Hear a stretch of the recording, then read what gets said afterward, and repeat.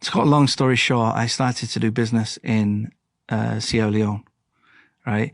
And then this was my friends, they used to do sihr, but they never used to call it sihr or magic. They actually thought that this was a part of Islam. So, and I know there's differences of opinion here and there about amulets and things like that, but they used to have amulets and they used to think that there was Quran inside these amulets, but in reality it wasn't. It was sihr. You know, I opened one of these amulets once and it's just numbers and names of like shayateen and things like this, horrible things, bro. And they used to believe that these things protect them from the police. Right? From the police, right? Because they used to do certain things. And they actually gave me one of these things to protect myself from the police, right? And a'udhu billah, I carried it for maybe 2 years, bro, in my pocket. I carried this amulet. That was like a wallet or something, or a phone to you. Yeah, bro, it was constantly in my pocket. It was like a small amulet. At the time, I didn't know what was inside. Right.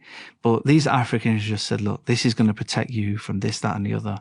And I'm like, I didn't believe in anything, right? I'm like, okay, just put it in my pocket.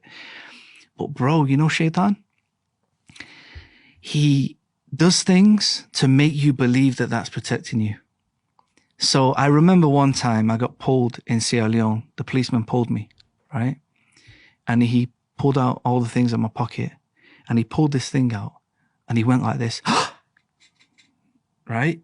And it's like the thing burnt him, bro. And he said, no, take your things. And he gave me all my things back. And then I went. So I'm now starting to get iman in this thing. I don't realize that it's not the thing that burned him, right?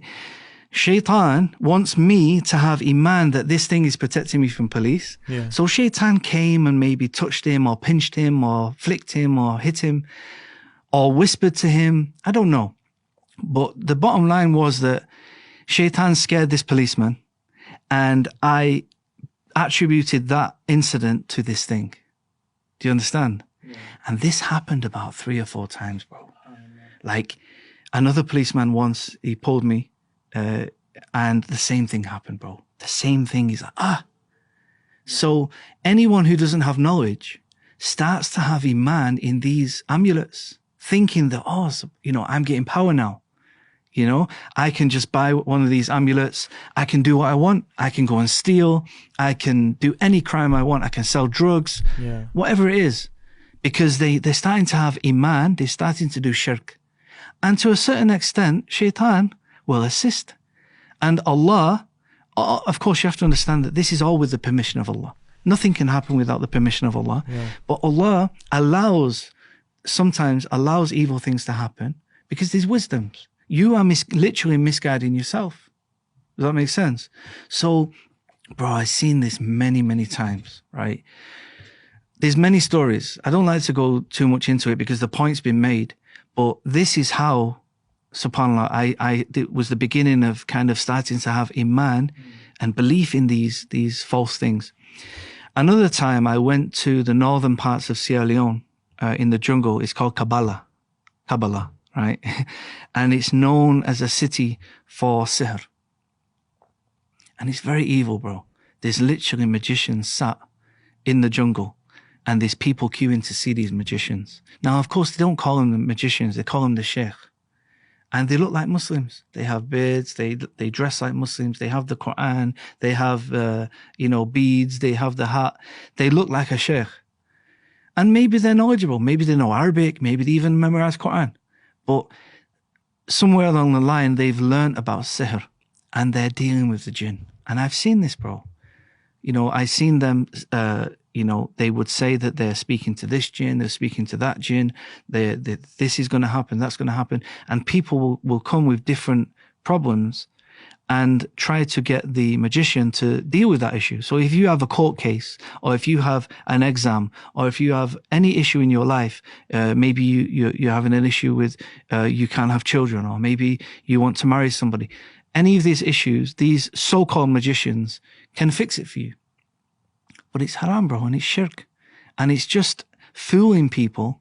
But people don't realize that when they get involved in these things, it takes you outside of Islam, bro. Does that make sense? Yeah. So this was kind of a very important point to me. And then when I came back from Sierra Leone to England, I spoke to my Libyan friend and I said, look, you Muslims, you've got power. You know, I seen this happen. This Muslim gave me this thing and the policeman ran away and this other Muslim did this. And my friend said, no, this is haram. This is shirk. What are you doing? And I'm like, well, I'm not a Muslim. He said, no, we believe it's true. We believe these things can happen, but it's haram in Islam. So I was like, what do you mean? So he sat me down and he showed me a video by Dr. Bilal Phillips. So that same night, when I watched this lecture by Dr. Bilal Phillips, my friend gave me a copy of The Fortress of a Muslim. You know, the small book of du'as. Some of them are ayah from the Quran and some of them are hadith. Yes. Now we know that both are wahi, right? Of course. You know, revelation. You know, and, you know, but of course the Quran has an extra status, right? Definitely, because it's Kitab Allah, yeah? And I was saying to my friend, this is different. This one is different from this. Like, and he said, yeah, that's the Quran, that's the Hadith.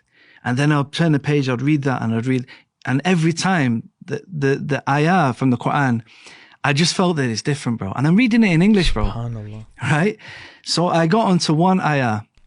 You mean the transliteration or the translation? Translation and the transliteration. Okay. It's got the Arabic, the transliteration. And you just felt like it's different. And the English, right?